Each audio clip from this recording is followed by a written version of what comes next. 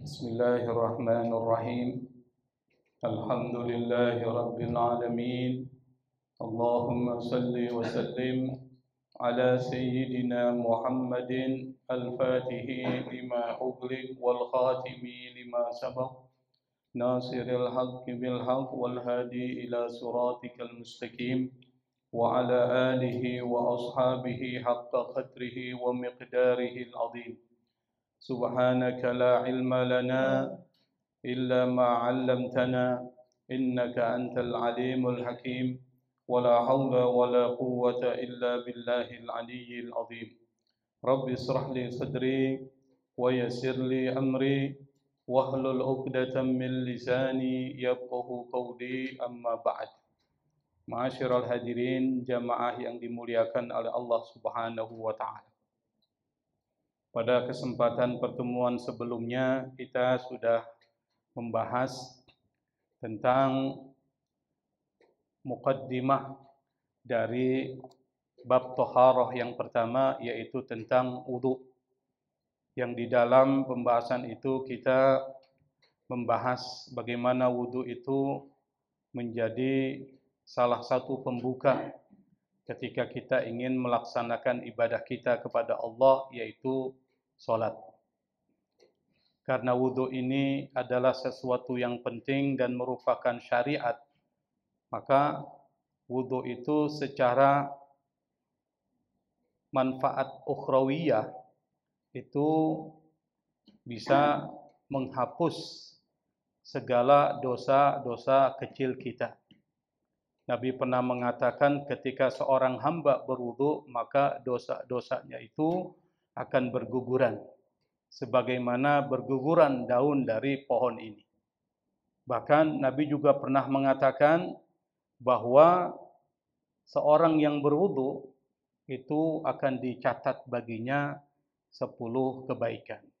Kita bisa bayangkan kalau satu hari kita melaksanakan wudu 5 kali, maka tinggal dikali 10 dikali 5, 50 kebaikan yang kita tabung untuk bekal kita kembali kepada Allah Subhanahu wa taala. Pada kesempatan pertemuan malam ini kita akan melanjutkan bahasan kita masih di seputar muqaddimah sebelum membahas tentang ahkam, hukum-hukum dan aturan wudu serta adab-adab dari berwudu. Qala al-musannif rahimahullahu ta'ala wa haka al-Ghazali, Imam al-Ghazali menghikayatkan. Kata haka itu dalam bahasa Arab artinya menceritakan, menarasikan atau menghikayatkan. Maka dari kata haka muncul kata hikayah. Diambillah ke dalam bahasa kita menjadi hikayat. Nah, hikayat ini di dalam bahasa Indonesia berbeda dengan cerita. Kalau hikayah itu cerita ada hikmahnya. Tapi kalau cerita bersifat umum. Maka yang digunakan di sini adalah wahaka, menghikayatkan siapa? Imam Al-Ghazali. Siapa Imam Al-Ghazali? Imam Al-Ghazali ini adalah seorang ulama mazhab Syafi'i, seorang ahli kalam mazhab Asy'ari. Kita ini semua mazhab Asy'ari. Dan fikihnya mazhab Syafi'i. Dan beliau juga seorang filosof muslim yang banyak mengkritik filosof-filosof muslim sebelumnya. Yang dikritik siapa? Misalnya Ibnu Sina, Al-Farabi. Kalau kita belajar filsafat Islam, maka kita akan kenal tuh nama-nama tokoh filosof muslim, Ibnu Sina, Al-Farabi, Al-Kindi.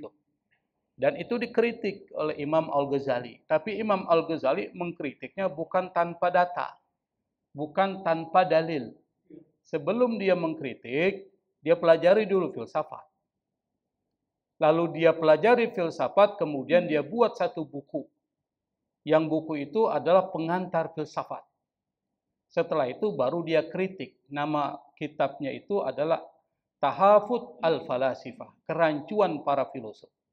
Itu mengkritik para filosof muslim. Saya nggak bisa cerita di sini karena waktu kita terbatas. Tapi pemikiran Imam Al-Ghazali mengkritik para filosof itu beberapa puluh tahun berikutnya.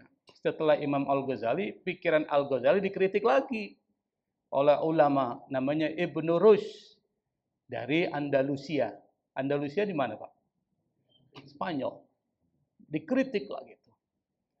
Dan di dalam dunia muslim, kritik-mengkritik antar para ulama itu biasa. Bukan sesuatu yang tabu. Kita ini kan seringkali mengkritik guru dianggap tabu. Memang adabnya ketika mengkritik harus dengan ilmu, dengan sopan. Jadi bukan mencaci maki. Bedakan kritik dengan caci maki. Kritik itu artinya kita memberikan pendapat. Tetapi harus dasarnya ilmu, bukan dasarnya asumsi, bukan dasarnya hoax, berita-berita yang tidak benar. Nah, Al-Ghazali ini beliau termasuk seorang yang sangat luar biasa di dalam dunia muslim. Menulis satu kitab, yang kitab ini dibaca oleh sebagian besar umat Islam di dunia, namanya Ihya Ulumuddin. Dan kitab Ihya Ulumuddin diberikan ikhtisar, ringkasan. Nah, kebanyakan kita di Indonesia, terutama di Jakarta, lebih khusus lagi di Kemanggisan, itu banyak membaca kitab Mukhtasar Ihya Ulumuddin. Disebut dengan Mukhtasar Ihya, itu banyak dibaca. Nah, siapa Al-Ghazali ini? Kita harus paham dulu bagaimana karahmahnya, bagaimana kewaliannya. Beliau ini adalah seorang ulama yang sudah sampai pada tingkatan kewalian, martabatul wilayah. Apa bukti kewaliannya? Dia bisa mengetahui kualitas sebuah hadis itu hanya dengan menggunakan indera, bukan dengan menggunakan kajian. Kalau kita kan kalau ingin membuktikan satu hadis sahih atau tidak sahih, kita mengkajinya, meneliti siapa yang meriwayatkannya, meneliti isinya seperti apa. Tetapi Imam Al-Ghazali ketika dia ingin mengetahui apakah hadis itu sahih, hadis itu hasan, hadis itu dhaif, dia cuma cium doang, Pak. Kalau bau wangi, sahih. Kalau enggak bau, dhaif. Kira-kira kita nggak seperti itu nggak, Pak? Enggak, jadi beda kita. Itu Imam Al-Ghazali. Jadi kalau dikritik dia oleh orang-orang berikutnya, ya beda. Karena dia menggunakan spiritual approach, pendekatan spiritual. Yaitu thariqatul mukasyafah. Metode menyingkap secara metafisik. Jadi tidak terlihat. Dan itu bukan orang-orang biasa yang pakai, Pak. Itu wali, ulama besar. Bedanya di situ. Bahkan untuk menentukan hadis sahih atau tidak, ketemu langsung dengan Rasul. Bisa ketemu langsung dengan Rasulullah, ditanya, ya Rasul, ahadzal hadis sahih? Apakah hadis ini sahih minka dari engkau? Bayangkan sampai bertanya kepada Rasulullah. Nah, karena itu maka Imam Al-Ghazali bukan sembarang orang. Yang kedua, ada orang yang menghina kitab Ihya Ulumuddin. Dan kitab Ihya Ulumuddin ini dipuji para ulama sampai mereka mengatakan laulal Quran, kalau tidak ada Quran, lakafal Ihya. Cukuplah kitab Ihya kalau ingin jadi orang baik. Tetapi Ihya Ulumuddin nggak bisa diajarkan sembarang orang, Pak. Bisa keliru nanti. Kenapa? Karena kitab ini adalah kitab gabungan antara tasawuf dan fikih. Seperti kitab ini nih yang kita baca, ini gabungan antara tasawuf dan fikih. Nah, orang yang menghina dan membakar kitab Ihya Ulumuddin itu lalu kemudian dihukum dengan cambukan di punggungnya secara misterius. Jadi yang nyambuk itu nggak kelihatan. Kira-kira siapa yang nyambuk itu, Pak? Ya kita nggak tahu siapa, kan nggak kelihatan. Tapi dicambuk tuh. Nah, ini menandakan bahwa bukan sebarang orang dan kitabnya bukan barang kitab.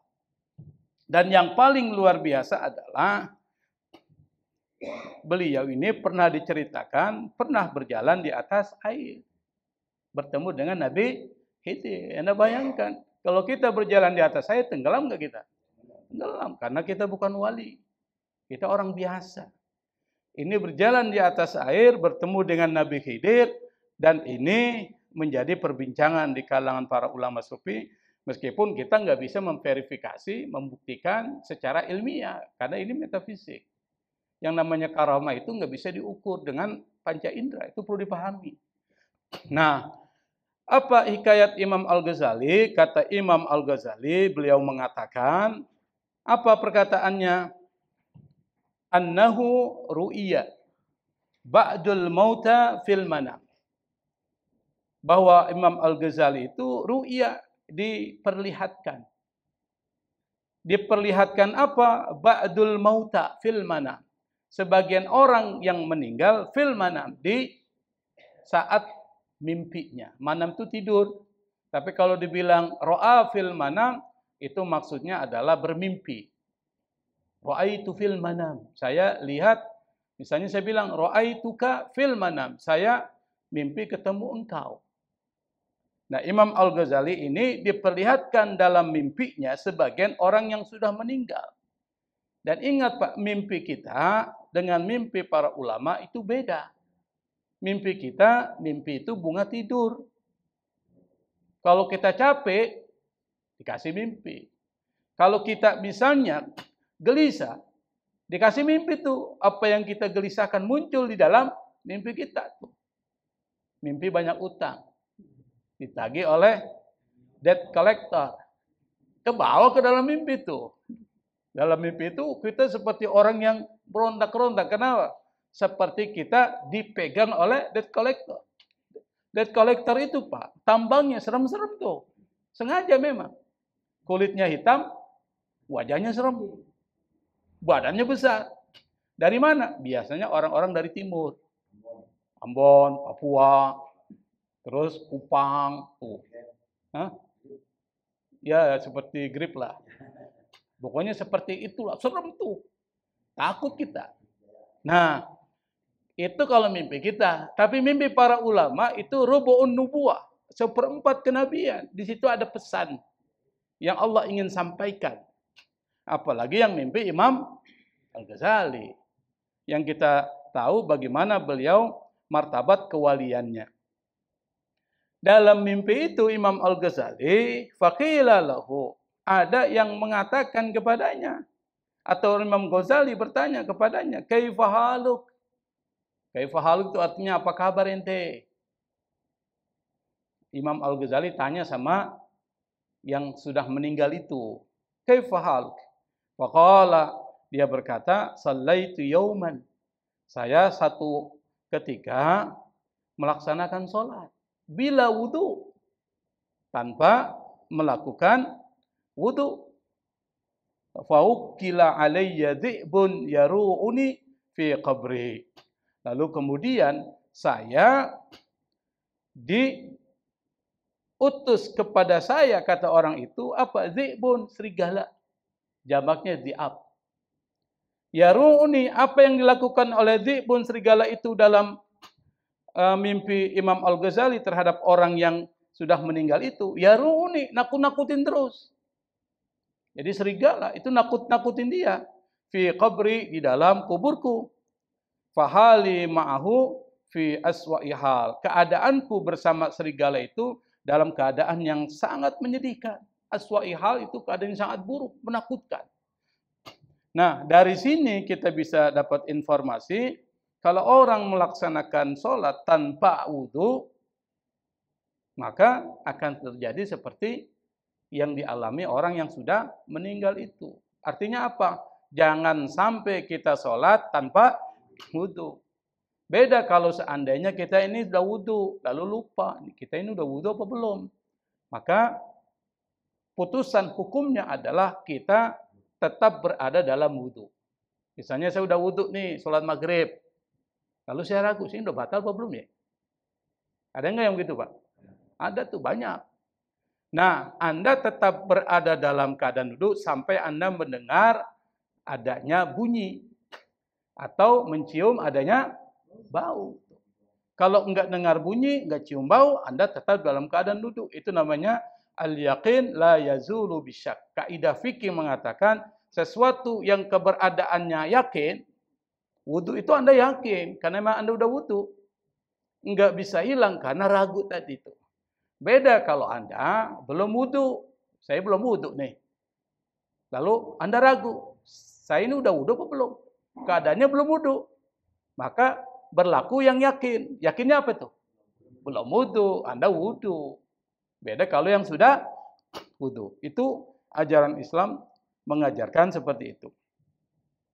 Yang kedua, wahukia dihikayatkan menggunakan kata hukia. Tadi saya katakan beda dengan cerita. Kalau cerita itu biasanya bersifat umum, tapi kalau hikayat ada pesan, ada hikmahnya. Annahu ramidat ainal Junaidi marratan. Satu ketika Imam Al-Junaid Al-Baghdadi, beliau ini matanya terkena penyakit. Nah, ini Imam Al-Junaid Al-Baghdadi ini. Imam Al-Junaid Al-Baghdadi sering dijadikan rujukan Imam Al-Ghazali dalam kitabnya. Jadi perlu kita paham nih, Imam Al-Ghazali itu sering menceritakan Junaid Al-Baghdadi. Siapa Junaid Al-Baghdadi? Junaid Al-Baghdadi ini adalah seorang ulama sufi yang sangat dihormati dalam sejarah Islam. Dan beliau termasuk ajaran-ajarannya itu banyak dipakai oleh ulama-ulama kita. Jadi kalau ditanya, tarekat ente di dalam tasawuf apa? Junaid Al-Baghdadi. Junaid Al-Baghdadi rujukannya Imam Al-Ghazali. Jadi tasawuf kita itu. Jangan tasawuf falsafi, bingung kita. Tapi tasawuf akhlaki. Nah, salah satu kelebihan dari Imam Junaid Al-Baghdadi itu adalah beliau bisa tahu isi hati orang. Sama dengan Imam Al-Ghazali. Beliau bisa tahu isi hati seseorang. Bahkan pernah diceritakan, satu ketika ada seorang laki-laki datang kepada Imam Junaid Al-Baghdadi. Yang orang ini datang niatnya nggak bagus. Ada niat buruk di dalam hatinya. Sebelum laki-laki itu berbicara kepada Imam Junaid Al-Baghdadi, Imam Junaid Al-Baghdadi itu sudah tahu isi hatinya. Langsung dia memberikan nasihat. Dia memberikan nasihat atau jawaban sesuai dengan niat tersembunyinya itu. Sehingga orang itu kaget, kok bisa dia tahu apa yang ada di dalam hatiku, apa yang ada dalam pikiranku. Kira-kira orang seperti ini yang tahu isi hati orang sebelum dia ungkapin, itu apa Pak? Kira-kira orang itu siapa tuh? Wali Pak. Kalau saya nggak tahu isi hati Bapak itu. Hah?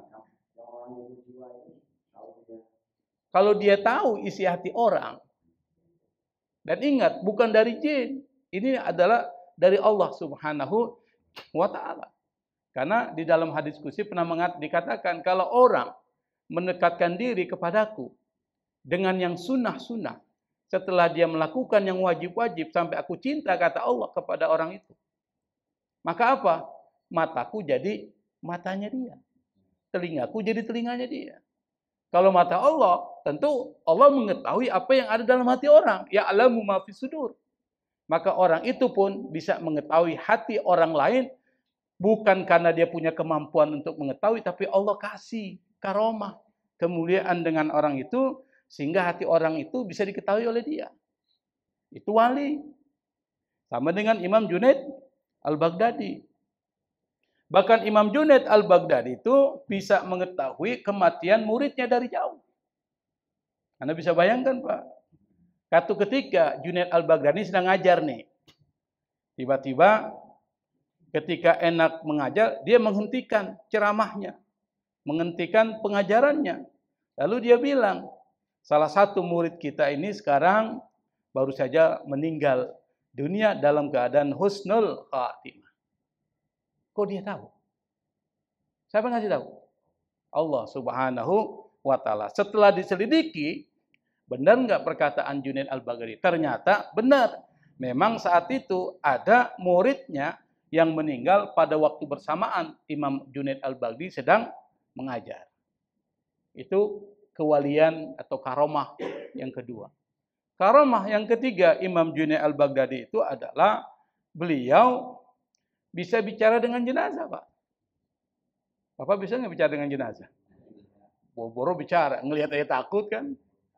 Kabur kita. Padahal orang udah meninggal kita takut. Bagaimana? Orang meninggal kan nggak bisa apa-apa. Kok kita takut dengan orang meninggal? Lucu kita ini. Harusnya takut kepada orang yang masih hidup. Karena orang masih hidup bisa melakukan sesuatu kepada kita. Orang udah meninggal nggak bisa apa-apa, kita takut, Pak. Padahal dia matanya tertutup, kaki tangannya nggak bisa bergerak, takut kita. Dan lebih takut lagi ketika udah dikuburin, kan lucu. Itu lucunya kita. Bapak kalau malam-malam di Kober, berani nggak Pak? Jam 2 malam, lewat aja ke Kober, berani nggak? Kecuali orang mabok berani tuh. Kenapa dia berani? Ya karena dia nggak tahu apa yang terjadi. Itu orang mabok. Sama orang pacaran tuh biasanya berani tuh.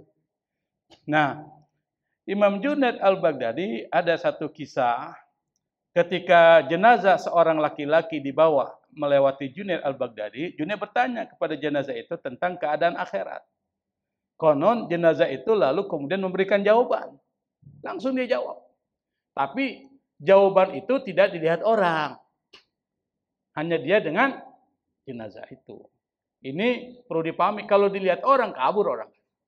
Jenazah lagi udah meninggal langsung ngomong dengan Junaid. Kabur semua. Tapi itu adalah pengalaman spiritual dari Junaid al-Baghdadi, bisa ngomong langsung kepada jenazah. Tanpa dilihat oleh banyak orang. Dan ini merupakan kemuliaan dari Imam Junaid al-Baghdadi yang sering dirujuk Imam Al-Ghazali dalam kitab Ihya Ulumuddin. Dihikayatkan Junaid al-Baghdadi matanya kena radang, sakit. Ya, pokoknya kena penyakit. Faqala lahu tabib, dokter bilang sama dia, in turid shifa'a ainaik, kalau kau ingin kedua matamu sembuh, fala tusil ilaihi ma'an, maka jangan dikenai kedua matamu itu air. Jadi jangan dia cuci muka gitu loh. Jangan sampai air kena kedua matanya. Falamma dhahabat tabib, ketika dokter itu sudah pergi, Imam Al-Junaid al-Baghdadi malah bertentangan dengan apa yang dipesankan oleh dokter itu. Apa yang dia lakukan? Tawaddu'a. Dia malah wudu. Kalau wudu kena enggak mukanya, Pak? Matanya kena enggak? Karena salah satu harus kena mata kalau wudu itu bersih. Wudu kan antara sini nih. Nanti kita ajari fikihnya. Sekarang belum masuk fikih. Masih masuk bicara tentang keutamaan dari wudu. Setelah dia wudu, wasalla, dia sholat sunnah. Wanama, lalu dia tidur. Fabari'at ainuhu, matanya langsung sembuh. Kembali kan? Fasami'a hatifan yaqul, lalu dia mendengar perkataan dari hatif itu orang telepon, tapi di sini bukan telepon, tapi perkataan kepadanya, tarakal Junaidu ainaihi fi ridai, falau talaba minni al-jahannamiyuna bidzalikal azmi la ajabtu. Jadi Imam Junaid al-Baghdadi dia dengar, tapi dengarnya secara misterius. Kalau bahasa kita pakai telepon. Makanya menggunakan hatifan. Hatif itu telepon. Tapi zaman Junaid al-Baghdadi kan nggak ada HP, Pak. Nggak ada telepon. Berarti yang dimaksud apa? Dia mendengar secara misterius itu suara. Kita kalau nelpon orang kan misterius, Pak. Nggak ada orangnya. Tapi suaranya kedengar nggak? Coba di speakernya di-on-kan. Bapak bisa dengar. Tapi orangnya Bapak lihat nggak? Nggak, itu namanya hatifan. Misterius tuh. Nggak kedengeran. Bukan nggak kedengeran, nggak kelihatan. Nah, suara itu berkata kepada Junaid al-Baghdadi, apa perkataannya? Tarakal Junaidu ainaihi fi ridai. Junaid al-Baghdadi meninggalkan matanya, kedua matanya, fi ridai, dalam keriduanku. Maksudnya apa? Meskipun dia dilarang untuk membasuh matanya dengan air, tapi dia tetap berwudu sholat. Nah, itu berarti dia melakukan sesuatu yang aku ridhoi. Maksudnya gitu, Pak. Falau talaba minni, kalau seandainya ada yang menuntut kepadaku, meminta kepadaku. Tolaba itu meminta. Siapa yang meminta? Al-jahannamiyun, orang-orang yang masuk neraka itu. Jahannamiyun, orang-orang yang masuk neraka jahannam. Bidzalikal azmi, dengan tekad seperti tekadnya Imam Junaid al-Baghdadi, la ajabtu, aku akan kabulkan. Maksudnya apa? Kepercayaan Imam Junaid al-Baghdadi itu begitu tinggi sama Allah. Karena wudhu ini syariat, dia yakin bahwa syariat ini nggak mungkin membahayakan orang. Kalau kita enggak, Pak. Dokter bilang, ente jangan sampai mata ente kena air. Sampai rumah, takut banget kita. Ada air kita menghindar terus. Kenapa? Takut. Matanya menjadi lebih parah lagi. Tapi Imam Junaid al-Baghdadi karena keyakinan kepada Allah tinggi, dia tidak peduli. Tapi Bapak jangan seperti itu, Pak. Ini Junaid al-Baghdadi beda. Kalau Bapak lebih bagus ikut apa kata dokter lah. Makamnya masih makam orang awam. Kita ini masih makam awam. Kalau sakit berobat. Iya, kalau makam orang tinggi, kadang-kadang sakit dia nggak berobat, Pak. Itu tinggi tuh makamnya. Kalau kita mau sakit, berobat. Habis berobat, tawakal. Itu kita. Itu yang saya maksud tadi. Makam kita masih makam orang awam. Falamma ja'at tabibu wa ra'al 'aina sahihatan, ketika dokter itu datang kepada Junaid al-Baghdadi dan dia lihat matanya sembuh, apa itu yang terjadi? Qala ma fa'alta. Dokter itu bertanya kepada Junaid al-Baghdadi, ma fa'alta, apa yang kau lakukan? Qala, dia berkata, Junaid al-Baghdadi, tawaddatu wa shallaitu. Saya ini mengambil wudu lalu kemudian saya salat. Jadi itu yang membuat matanya sembuh. Wa kanat tabibu nasraniyan. Tabib itu ternyata agamanya Nasrani, bukan agamanya Islam. Pada saat yang sama, fa'amana fil hal. Lalu dia saat itu juga langsung masuk ke dalam agama Islam. Fa'amana, dia beriman kepada Allah Subhanahu wa taala. Apa yang dia katakan? Wa qala, dia berkata, hadza ilajul khaliqi lal makhluk. Yang terjadi kepada Junaid al-Baghdadi ini adalah yang ngobati Allah. Kenapa? Karena ilmu kedokteran nggak mungkin bisa membuat mata orang itu sembuh kalau kena air. Tapi kok ini bertentangan, kok bisa sembuh? Berarti yang ngobatin siapa? Allah. Lal makhluk, bukan makhluk. Karena kalau dokter itu berdasarkan ilmu yang bersifat empirik, Pak. Empirik itu yang terlihat. Ada riset-risetnya. Kalau nggak ada itu repot itu. Dan itu memang begitu ilmu. Misalnya apa? Bapak kalau meminum obat itu bukan datang sendiri. Dia itu berdasarkan riset. Nah, obat itu menjadi mahal. Kenapa? Biaya penelitiannya tinggi itu. Karena nggak sanggup dibeli oleh orang kebanyakan, maka turun tuh obat yang paten menjadi obat generik tuh. Generik itu jelas lebih rendah. Meskipun kata kedokteran sama kualitas, tapi saya mengatakan lebih rendah. Kenapa? Kalau pakai obat yang paten lebih cepat sembuh, Pak. Tapi mahal. Kalau obat paten misalnya satu butir 100.000 misalnya, generik itu bisa 10.000. Mana yang lebih cepat menyembuhkan secara logis ya? Yang 100.000 atau 10.000? 100.000, lebih mahal lebih bagus. Kan kita pernah dengar tuh ada skincare, ya kan? Sekarang lagi heboh tuh, ditangkap tuh di Bekasi 6 orang karena membuat skincare palsu. Dia memalsukan skincare produk asli. Harganya lebih murah atau lebih mahal kalau yang palsu? Lebih murah. Kenapa? Tapi bahayanya besar. Kenapa? Palsu. Tapi kalau beli yang asli lebih mahal. Tetapi yang asli ini udah berdasarkan penelitian. Makanya bisa memberikan pengaruh buat kulitnya. Yang biasanya pakai skincare kan bukan bapak-bapak ini kan. Bapak pakai skincare Pak? Enggak lah, lebih bagus beli rokok ya. Daripada beli skincare. Ibu-ibu, perempuan itu perlu. Kenapa? Udah pakai skincare aja suaminya masih berpaling di lain hati. Kenapa? Lihat ininya setiap hari pakai daster mulu. Apalagi bau ketek. Maka perlu ada pemeliharaan buat suaminya. Kalau dalam Islam, buat suaminya, bukan buat ditonton publik. Artinya begitu. Tapi kalau perempuan sekarang kan ingin dilihat orang. Itu yang menjadi sering berdosanya di situ. Wa kuntu ana armada wa kunta anta tabi. Apa dibilang kata dokter Nasrani? Dulu saya yang buta mata saya yang sakit, kata dokter. Artinya apa? Dia tidak mengerti tentang hakikat siapa penyembuh sebenarnya. Wa kunta anta tabib. Engkaulah yang sebenarnya tabib, kata dokter itu kepada Junaid Al-Baghdadi. Kenapa? Anda telah menyembuhkan kebutaan hati saya sehingga saat itu saya tidak menerima kebenaran agama Islam.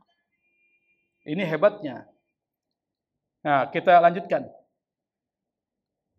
Wahukia atau wahaka al-Yafi'i, Imam al-Yafi'i, dia seorang ulama besar.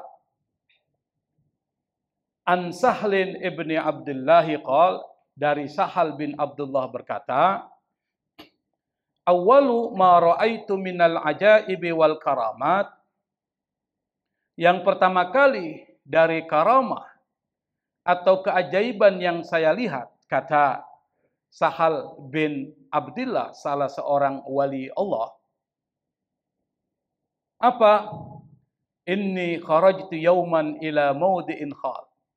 Kata Sahal bin Abdullah, dia bilang, saya pernah satu waktu keluar pergi ke tempat yang sepi. Maudi'in khal. Maudi itu tempat. Khalin itu yang sepi. Fatabali al-muqamu fihi. Lalu kemudian saya berpikir lebih bagus nih kalau saya tinggal di sini. Karena tempatnya sepi, enak. Kalau tempat sepi itu kan biasanya kita kalau tinggal lebih nyaman. Tidak ada bising, apalagi daerah sini. Oh, kumuh apa ya? Padat. Tadi saya lewat aja ada motor. Ada di depan tuh motor di tengah-tengah jalan, Pak. Nggak bergerak, lagi ngobrol. Nah, bayangkan. Padahal tuh jalannya sempit banget. Kalau motor saja di situ berdiri di pinggiran, kita nggak bisa lewat, Pak. Bisa sampai seperti itu. Bapak lebih enak tinggal di puncak atau tinggal di sini? Puncak, tenang. Tenang, nyaman, hati terasa plong tuh. Pagi-pagi udah ngopi habis subuh. Hah? Nah, ada duit lah, cuma nggak kelihatan duitnya. Biasanya orang kalau punya duit nggak ngomong-ngomong. Itu Pak ya? Nah, kata Sahal, kayaknya lebih nyaman nih tinggal di sini. Itu kata Sahal. Aku merasa nyaman tinggal di sini nih. Yang kedua, apa? Wa wajadtu min qalbi qurban ilallahi azza wa jalla. Saya merasa kalau saya tinggal di sini, saya lebih dekat kepada Allah. Biasanya para ulama-ulama sufi itu suka nyendiri. Kenapa? Dia suka zikir kepada Allah. Karena kalau rame susah. Para wali itu adalah dihabiskan waktunya berzikir, mendekatkan diri kepada Allah Subhanahu wa taala. Wa hadaratis shalah.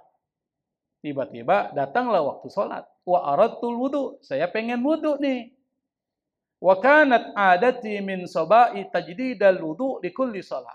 Kebiasaanku, kata dia, dari masih kecil sampai sekarang ini adalah tajdidal wudu, memperbaharui wudu. Misalnya saya udah wudu nih, maghrib tadi, saya wudu lagi pas mau sholat isya, itu namanya tajdid.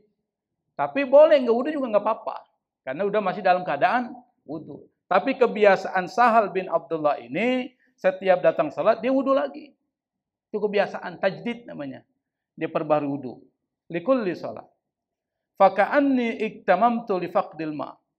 Seolah-olah saya gelisah. Karena apa? Di tempat itu susah dapat air. Susah nemuin air. Wa bainama ana kadzalik, dalam keadaan seperti itu, wa idza dubbun yamshi ala rijlaihi ka'annahu insan. Tiba-tiba ada satu makhluk yang enggak disebutkan seperti apa. Dubbun itu ya binatang. Tapi makhluk lah kita bilang. Yamshi ala rijlaihi, berjalan di atas kakinya ka'annahu insan, seperti manusia. Berarti bukan manusia. Kalau dibilang ka'annahu insan, seperti manusia, berarti bukan manusia. Wa ma'ahu jarratun khadra, sementara bersama dia itu ada satu tempat air yang berwarna hijau. Qad amsaka biyadihi alaik, yang dia pegang dengan tangannya terhadap jarrah itu. Jarrah itu artinya kayak ketel itu, kayak tempat air. Apa sih bahasanya ya? Apa? Kendi. Apa kendi, Pak ya? Kayak kendi itu, kayak ketel. Warna hijau. Kalau bahasa kita ya mungkin kendi ya. Dulu kendi itu. Untuk orang wudu itu, isinya air. Falamma ra'aituhu min ba'id, ketika saya lihat dia dari jauh, tawahamtu annahu adami. Saya kira dia itu manusia. Hatta dana minni wa sallama alaih, sampai kemudian orang itu mendekat dan memberikan salam kepadaku. Wa wada'al jarrata baina yadayya, lalu dia letakkan kendi itu di hadapanku. Faja'ani i'tiradul ilmi, maka kemudian rasa ingin tahuku menggerakkan aku bertanya kepadanya. Apa pertanyaannya? Fakultu, saya bertanya, al jarratu wal ma'u min aina huma? Di sini enggak ada air nih. Ini kendi dan air ini dari mana? Kata Sahal bin Abdullah kepada orang itu tuh, ka'annahu insan. Fana taqaddub, lalu kemudian makhluk itu natoko, berbicara. Natoko itu ngomong. Waqala, lalu dia berkata, ya Sahal, anna qaumun minal wuhus. Wahai Sahal, saya ini adalah makhluk dari bangsa jin. Jin ternyata dari bangsa jin. Kalau jin itu macam-macam modelnya, Pak. Enggak seperti kita. Namanya disebut dengan wuhus. Qadin qata'na ilallahi ta'ala bi'azmil mahabbah wa tawakkul. Yang kami ini sudah tekadkan untuk bertawakal kepada Allah dan mahabbah kepada Allah. Jadi jinnya jin Islam atau jin bukan Islam nih? Jin Islam tuh. Wa bainama nahnu natakallamu ma'ashabina fi mas'alatin, ketika kami, kata Sahal bin Abdullah, sedang bicara bersama teman-teman kami tentang satu persoalan, iznudina, tiba-tiba ada yang berseru kepada kami, ada seruan yang tidak ketahuan siapa yang berseru. Ala inna Sahlan yuridu ma'an litajdidil wudu. Ketahuilah, Sahal ini menginginkan air untuk memperbaharui wudunya. Fa wudi'at hadhil jarrah baina yadayya, lalu kemudian kendi itu diletakkan di hadapanku. Wa idza bijambi malakan, tiba-tiba di sampingku ada 2 malaikat.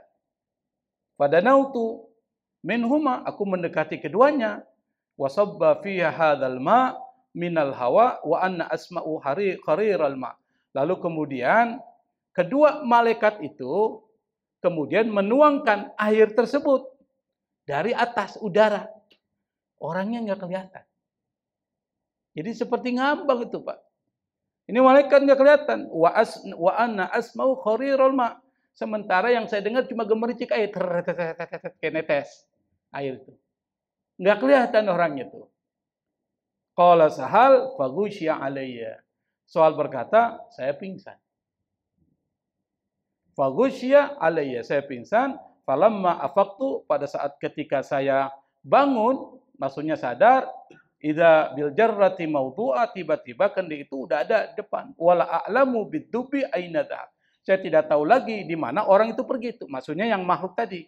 Wa ana mutahassirun idlam ukallim. Saya merasa rugi, menyesal karena tidak bicara banyak dengan dia. Fatawaddatu, lalu kemudian saya berwudu dengan air itu. Falamma faragtu, ketika selesai dari wudu, aradtu an ashraba minna, saya ingin minum dari air kendi itu. Fanuditu minal wadi, tiba-tiba dari lembah, wadi itu lembah, kedengaran suara, Pak. Apa? Ya Sahal, lam yu'dal laka syurbu hadzal ma' ba'du. Tidak diizinkan untuk engkau untuk meminum air tersebut. Fa baqiyatil jarra tattarib, lalu kemudian kendi itu langsung bergetar. Tattarib itu bergetar, Pak. Wa ana andur ilaihi, saya lihatin tuh. kendi itu bergetar. Fala adri aina dhahabat. Dan saya tidak tahu di mana kendi itu kemudian pergi. Gak jelas. Nah, kalau kita lihat dari cerita Sahal ini ada pesan moral nih. Apa pesan moralnya? Pesan moralnya adalah kalau bisa kita tajdid dulu tuh. Tetap dalam keadaan selalu memperbaharui wudu. Kedua, daimul wudu. Tetap dalam keadaan wudu terus tuh. Kalau Bapak bisa habis misalnya kita punya wudu batal, wudu lagi itu terus. Namanya dalam keadaan daimul wudu. Kira-kira apa manfaatnya kalau Bapak istiqamah dalam keadaan daimul wudu 40 yaum, 40 yauman, 40 hari saja.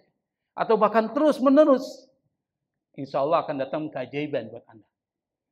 Apa? Seperti kisah Bilal bin Rabah. Bapak pernah dengar kan? Bapak kenal Bilal? Kenal? Kenal? Kenal, tapi belum pernah ketemu. Kenal ya? Kenapa kenal? Ya pasti kita kenal. Adalah salah seorang sahabat Rasul. Satu ketika, ini cerita terakhir ya. Rasulullah SAW bertanya kepada Bilal, ya Bilal, coba ceritakan kepadaku amalan apakah yang paling engkau harapkan di sisi Allah yang telah engkau lakukan dalam Islam. Karena saya dengar ada suara sendalmu di depanku di surga. Jadi sendal Bilal itu kedengaran Rasulullah di surga. Sendalnya. Kalau sendalnya di surga, orangnya di surga enggak Pak? Surga, kita belum tentu. Boro-boro sendal, kita aja belum tentu di surga. Ini sendalnya di surga, udah duluan. Orangnya masih di dunia. Rasul bertanya kepada Bilal, Bilal kaget. Karena dia merasa dia bukan seorang yang luar biasa. Bahkan dia budak sebelumnya. Tapi karena yang bertanya Rasul, Bilal jawab, ya Rasul, aku ini punya satu amalan yang mungkin saya anggap lebih istimewa buatku daripada setiap kali aku batal wudu, saya biasanya selalu memperbaharui wudu. Seperti itu. Setelah dia wudu, lalu kemudian dia sholat sunnah wudu. Itu dia rutin. Jadi dia perbaharui wudu, sholat sunnah wudu. Itu yang dilakukan. Nah, Rasul kemudian tersenyum mendengar jawaban Bilal, lalu dia mengatakan amalan yang membuat Bilal begitu mulia di sisi Allah hingga suara sendalnya terdengar di surga adalah dia selalu memperbaharui wudu dan setelah itu dia laksanakan sholat sunnah wudu. Kita jarang kan Pak? Jarang kita. Habis wudu kita biasa aja. Padahal disunahkan sholat sunnah wudu. Nah, karena kita udah tahu nih, kita cobalah praktikkan. Sholat sunnah wudu setelah wudu. Nah, saya pikir ini yang bisa saya sampaikan. Insya Allah pada pertemuan yang akan datang, kalau Allah masih berikan kesehatan kepada kita, dia berikan waktu luang, sehingga kita bisa hadir di tempat ini, kita akan membahas tentang ahkamul wudu, aturan-aturan hukum tentang wudu, apa yang harus dipahami dan diketahui oleh kita sebagai seorang muslim. Wallahul musta'an. Wassalamualaikum warahmatullahi wabarakatuh.